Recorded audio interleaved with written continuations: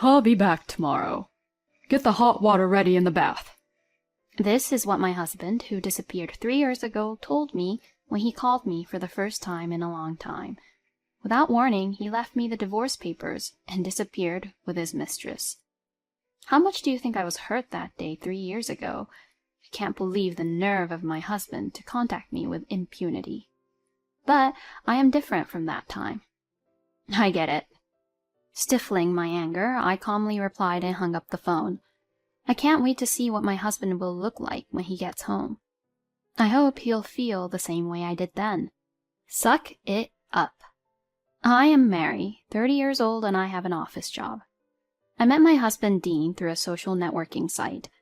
It all started when I found out on there that Dean was hosting a meetup for fans of my favorite band, and I contacted him. The band was not that famous, and all the people around me had never even heard of them. I had always attended gigs alone and had been looking for someone to talk to. The place where the meetup was to be held was close to my house, so I contacted him on the spur of the moment. Dean returned my message very politely and even gave me directions to the location of the meetup. Dean, the moderator on the day of the meetup, was attentive to all participants and kept the place lively. I was also nervous to attend the event, but thanks to Dean I was able to enjoy talking with many people. I parted ways at the station with the people I met that day, and we are still good friends. But at the time, Dean and I were the only ones who took the same direction of the train. As we talked, it became clear that Dean was the same age as me, and we had a lot in common. Not only in terms of bands we liked, but also in terms of the music and radio we usually listened to, and the conversation became quite lively.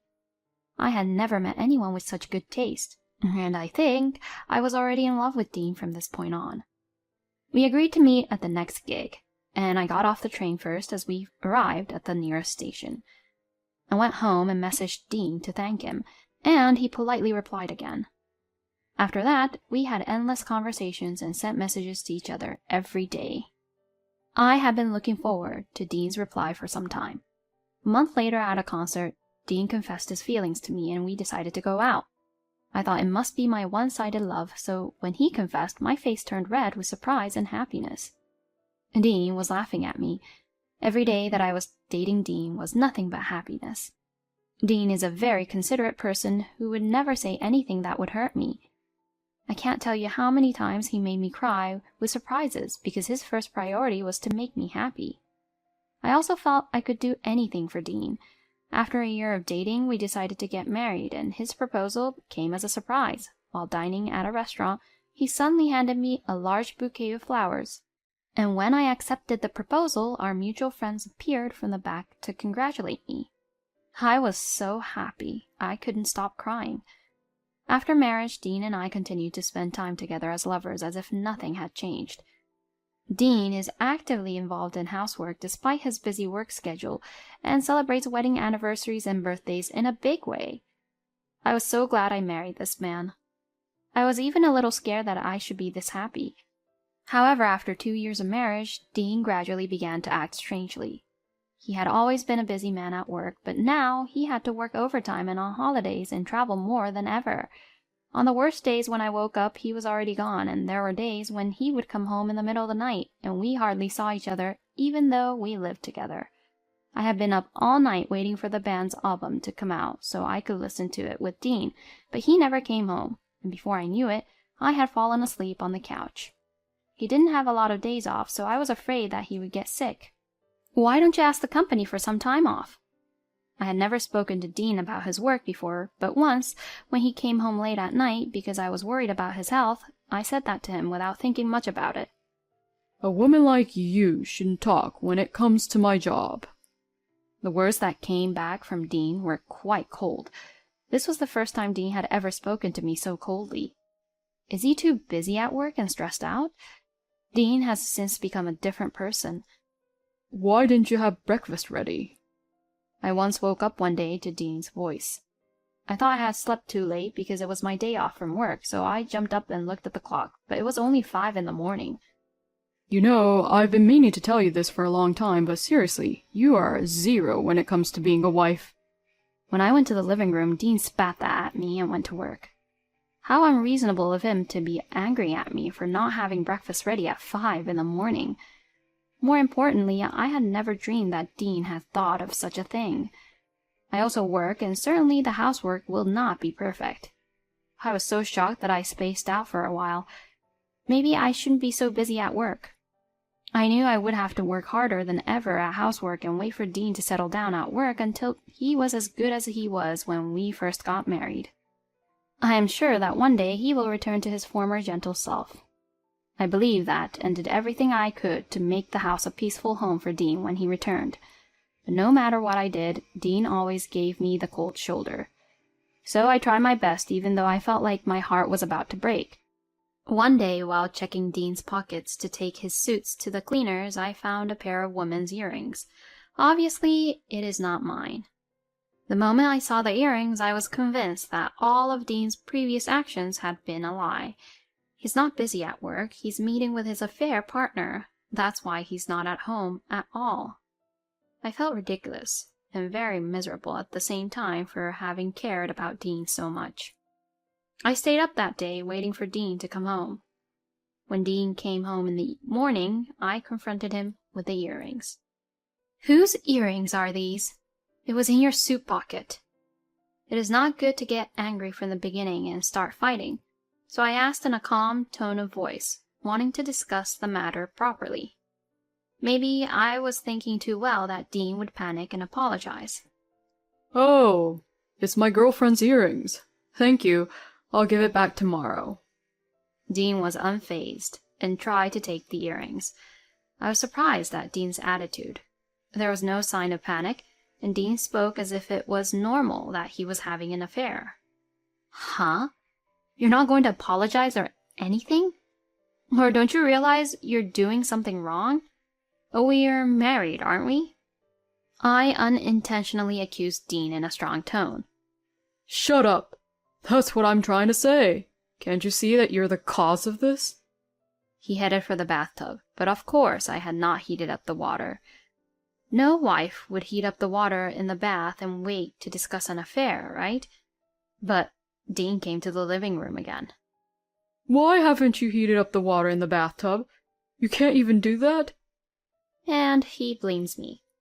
I didn't know what to do anymore. He has no intention of discussing or stopping the affair. There were so many things I wanted to say, but I felt like there was no point in saying them. I couldn't say anything back, and all I could do was cry. I decided to go to my bedroom in silence, crying on my bed, and without me falling asleep, morning came. Dean did not come into the bedroom that night. When I left the bedroom, Dean was already gone in the house. Did he leave in anger? Stunned, I entered the living room and discovered something shocking on the table. There already was a divorce document signed by Dean and a short letter he left behind. "Goodbye. Sign these and send them out." That was all the letter said. I rushed to contact Dean's phone, but he seemed to refuse my calls, so I couldn't contact him. Is it possible for a couple to quit so easily? Was it wrong that I blamed him? That day I took off work and called my in-laws. However, my in-laws have been calling Dean too, and he is not answering the phone. None of our mutual friends have been able to contact him. I also called Dean's company, and to my surprise, he resigned 2 weeks ago. On second thought, it is also strange to have divorce papers ready in the middle of the night. Perhaps this was planned. As for life after that, I honestly don't remember much. I can no longer listen to the songs of the band I loved so much. I could no longer go to work and took a leave of absence. The emotional scars did not heal easily, and I was unable to leave the house for many months. My mother, who was worried about me, came to my house and agreed to stay with me for a while. 3 years later, I was finally able to return to my normal life. Maybe I can start moving forward again. One day, as I was beginning to feel this way, the phone rang as I was cooking dinner at home. It's a call from an unknown number. Fearfully, I answered the phone and heard Dean's voice, a voice I thought I would never hear again. I was so surprised that I thought my heart would stop. Dean, on the other end of the phone, is now saying these words. "I'll be back tomorrow. Get the hot water ready in the bath." he said. I couldn't believe it. Has he forgotten about what happened 3 years ago? How the heck is he going to come back and face me? I don't understand. I had a lot to say, but I said, I get it, and hung up the phone. But the next day I received another call from Dean. Hey, what happened to our house? It's our house, right? Explain to me what this is all about. Dean ranted furiously. Yes, the place where the house we lived used to be is now a construction site. Our house? What are you talking about? That's my house. Oh, I forgot to boil the water in the bath. When I say this, Dean takes his anger out on me even more.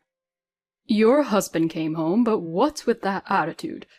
Where the hell are you? I'm right behind you. Also, you're not my husband, you're my ex-husband. Dean turned around, and there stood me, my in-laws, and my lawyer. Dean panics as he sees us and loses his grip on the phone. Why the hell are Mom and Dad here? As Dean tried to run away while saying this, my in-laws and lawyer surrounded Dean. Mr. Anders, we need to talk to you, so let's have this discussion at the office, the lawyer said. My in-laws gripped Dean's arm gingerly and started walking. Dean was flailing around, resisting the whole time. Hey, Mary, what does this mean? He shouted at me, but I ignored him. Dad, Mom, you're not on my side? But my in-laws only looked at Dean with cold eyes. I'm sure they have a lot to say, but they must be holding back until they get to the office. We walked about 5 minutes to the lawyer's office and sat Dean down. Here are the documents regarding alimony. The lawyer spoke matter-of-factly about the fees.